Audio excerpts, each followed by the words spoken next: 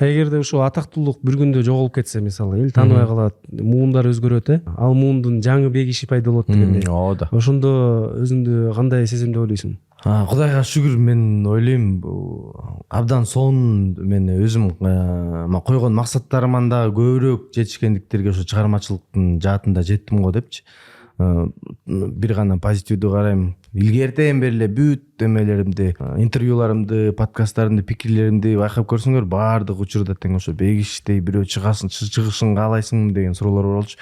Бегиште эмес, менен өйдө менен жакшы чыксын каалайм да. Ошондой эле болот да. Андай уже болгон десем болот да. Мисалы үчүн Бакырдын наглядный пример, канча алыска чейин жеткен. Жаш мундарды айтканда ошондой да. Бакыр менен мисалы үчүн 11 жаш кичүү.